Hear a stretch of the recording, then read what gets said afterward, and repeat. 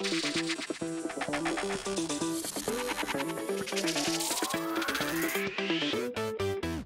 Chicago Bears have their final game of the preseason this Thursday night against the Kansas City Chiefs, the defending champions in Kansas City. What should we look out for in this game? Watch this video to hear my thoughts. What's going on, guys? I'm back with another Chicago Bears pregame prediction video, which I'll be doing before every single Bears game this year. This video is sponsored by BetUS Sportsbook and Casino. More on them later in this video, but I thought I'd combine this pregame video with some practice updates as well, because there have been some notable practice updates I do want to talk about that I have not made a video on yet. And my pregame analysis for this upcoming game is going to be pretty short because starters will not be playing.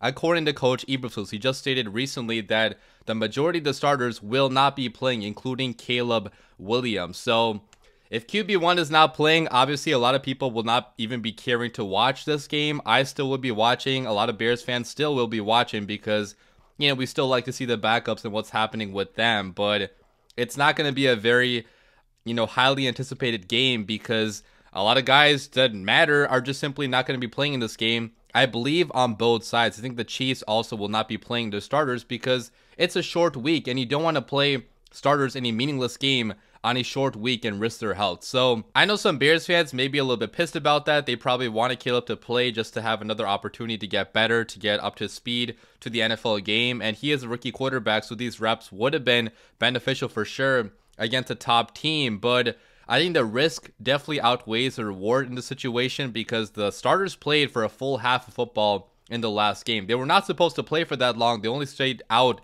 that long because they struggled to get things going at the beginning of the game. So they played a lot longer than anticipated, and on a short week, you know, against a really good defense, although it's going to be backups probably from the Kansas City Chiefs on defense, I agree with the decision to not play starters because week 1 is only 19 days away. I know this seems like a long time, but those 19 days are going to fly by. So, you know, good to get everybody healthy for week 1 and not risk their health.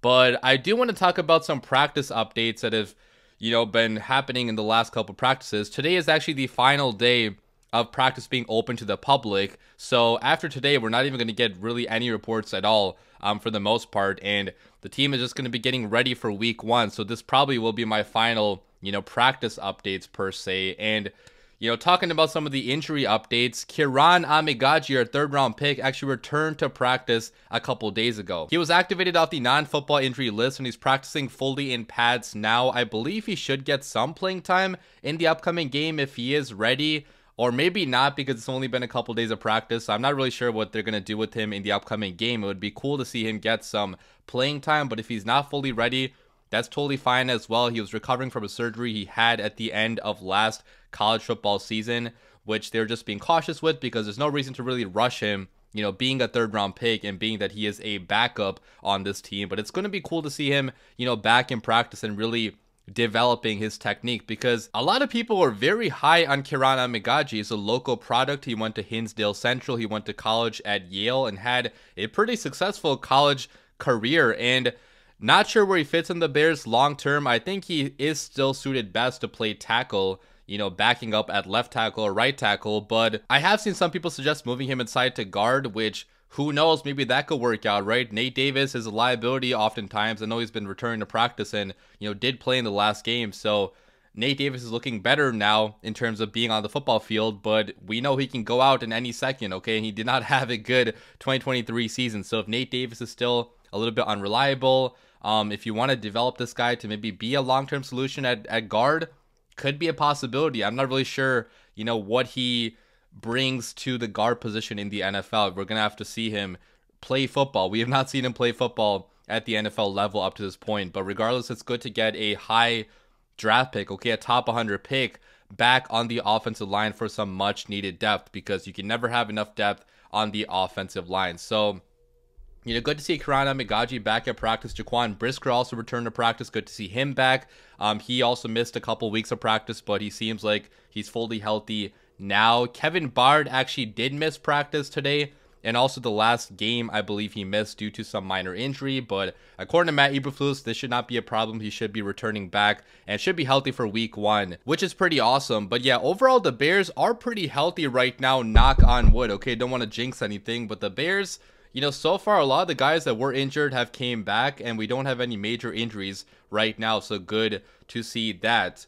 But talking about some practice updates, okay, I do want to talk about Keenan Allen absolutely destroying the Bears cornerbacks at practice yesterday, because I'm not sure how much you guys are on Twitter, but recently it became a big thing even amongst national NFL accounts, especially after the last game, that Keenan Allen apparently looks fat and slow this year. Even JT O'Sullivan, the QB school, talked about Keenan Allen running his routes a little bit slowly, which I agree with him on that. Okay, Keenan definitely looked like he was not going full speed on those, but it is preseason. Okay, a lot of especially veterans don't go full speed in preseason, but some other accounts on Twitter were bringing up pictures of Keenan Allen in practice and training camp and showing him supposedly looking a lot bigger, a lot chunkier. Albert Breer wrote an article where he speculated that Keenan Allen's weight is 230 pounds. Right now, I'm not sure where he got the information from.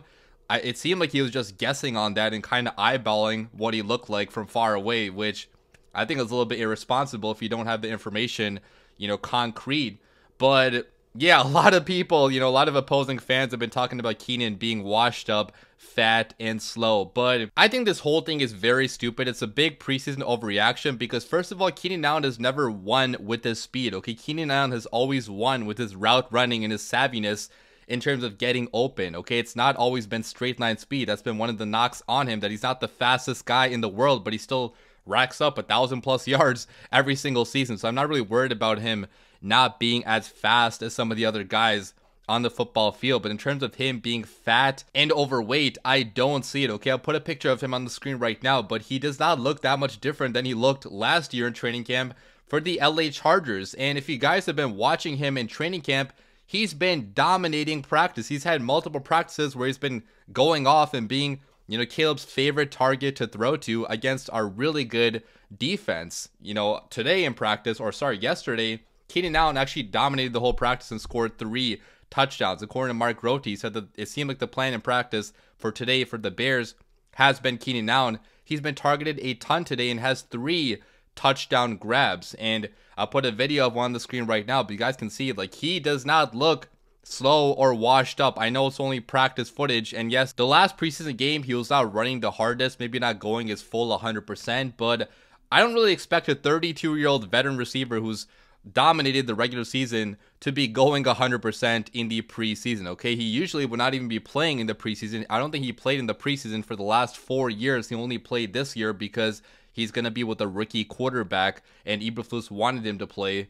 But, I'm not worried about him not being a good receiver anymore. Last year, he had 1,243 receiving yards, 7 receiving touchdowns. We're just making stuff out of nowhere, when we're talking about Keenan Allen being washed up. He is definitely not washed up. I'm expecting a big season out of him. And hopefully, we see him connecting with Caleb a lot of times when the games actually matter. But yeah, it was a good day by Keenan yesterday. It was also a great day by Kyler Gordon as well. Ever since Kyler Gordon came back from his injury, he's been having fantastic practices. The last game, he looked really good. He had a sack. He had a really good PBU. And he was all over the football field yesterday in practice. According to Mark Grote, Caleb got intercepted twice by Kyler Gordon, once in the end zone. The other was deflected. It was actually deflected by Gervon Dexter, I saw in a different tweet. But yeah, really good day out of Kyler Gordon. His ability to, make the ball go the other way is what makes him so special. He is a playmaking cornerback and a very explosive athlete as well. I mean, he has crazy jumping, leaping ability. He can, shoot out of a cannon on these blitzes, which is going to make him so deadly in this scheme this upcoming season. So expecting a big season out of Kyler Gordon. Good to see him back and fully healthy. But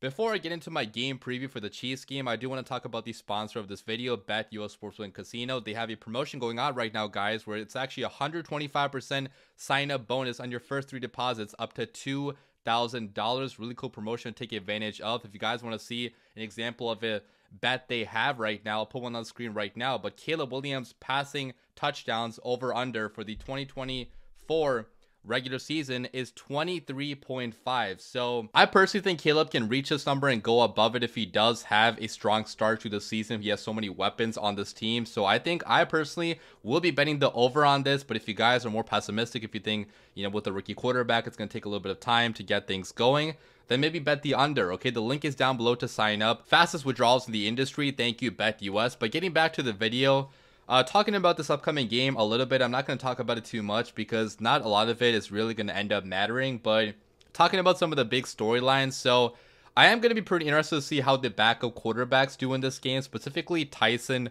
Bagent, because I still do think he's going to be the primary backup behind Caleb Williams coming up this season, and this may be his last opportunity to play the entire year unless Caleb gets hurt, which hopefully doesn't happen. But historically speaking, most rookie quarterbacks do not play a full 17 games. Most of them do miss at least a couple games due to some minor injury, right? So, if Tyson does have to come in this season and play at any point, this preseason game is going to be pretty important for him to just continue getting better as a quarterback. Okay, the only thing that can really make you better as a quarterback, as a football player in general, is reps. Okay, getting more and more reps. And unfortunately, as a backup quarterback, you do not get the opportunity to get very many reps. So it's going to be very important for Tyson Bagent to go out here, make the best out of the reps that he can, and have a strong performance like he had in the last game against the Cincinnati Bengals. He had multiple really accurate throws to Dante Pettis in the last game. I want to see that connection continue. So hopefully Tyson has a good game. The backup quarterbacks, Brett Rippon and Austin Reed, also should be getting some playing time in this game. Austin Reed is most definitely going to be cut after this training camp, which it sucks to say that. He's a fun guy, fun story to root for, but there is no chance he's going to be making the Bears' final 53-man roster. I think Brett Rippon should make it because he is the veteran in this QB room. So hopefully Brett Rippon has a pretty good game. Talking about the rest of the Bears backups that are going to be playing on offense, I am curious to see how some of the running backs do, like Ian Wheeler, if he gets much playing time in this one. He's been having a strong training camp in preseason. If he wants a chance to make the Bears roster, he's going to have another strong performance in this game, although it's most likely that he's going to be cut and be coming back on practice squad, because that's how these things go usually. And the Bears already have 3 running backs ahead of him, and Velus Jones also is a running back now apparently, right? So going to be tough for Ian Wheeler to make the roster, but hopefully he has another strong game. Hopefully the backup offensive line also has a pretty good performance. I'm curious to see if Nate Davis does play in this game, because Eberflus said that most starters will not be playing. He did not say that all starters will not be playing. So maybe because Nate Davis missed so much practice, he could play in this game, which I would be a fan of that happening. He needs to get more reps to really get ready for the regular season, but we'll see what happens with him. If he does not play, Ryan Bates has been dealing with injury, but Ja'Tari Carter might play at guard, and hopefully we see good stuff out of him and all the backup offensive linemen, because you need your backups on the offensive line to be good and ready, because injuries happen all the time on the offensive line. But going over to the defense, I'm mostly curious to see how the edge rushers do in this game, specifically Austin Booker. Austin Booker should be getting a lot of snaps in this game, and I want to see him go off for another 2.5 sack game like he had earlier in the preseason. Okay, he has the potential to be a really good edge rusher if the Bears can develop him. Our defensive coordinator, Eric Washington, has the reputation for developing strong talent on the D-line. So hopefully Austin Booker can be one of those. I want to see good play out of Dominique Robinson. If Dom Rob wants to make the team, now is one of his last chances to put on some production, because he has been very bad for the Bears in regular season snaps. So now is the time to really prove yourself. Guys like Daniel Hardy. Daniel Hardy's been having a fantastic preseason. I want to see him go off again and really claim a spot on the Bears 53-man roster. But as for my score prediction, who do I have actually winning this game? I have the Kansas City Chiefs win this game by a score of 21-17, simply because we probably are not going to win every single preseason game, even though our backups have been playing very well in the preseason. I think that, with Caleb not playing at all, with the starters really not playing at all, and with, Austin Reed probably getting a good amount of playing time in this game, I think the Bears finally drop one, but it does not matter in the slightest. Okay, none of these guys are really going to be getting any playing time for the Bears when the games actually matter. So yeah, but leave your comments down below, guys. I will be back with a post-game reaction after this one, even though, again, a lot of people probably will not be watching, but For the people that are watching and for the backups that you guys still care to hear about, I will be having a post-game reaction, which should be out right after the game. But as always, guys, bear down. And thank you again to BetUS for sponsoring today's video.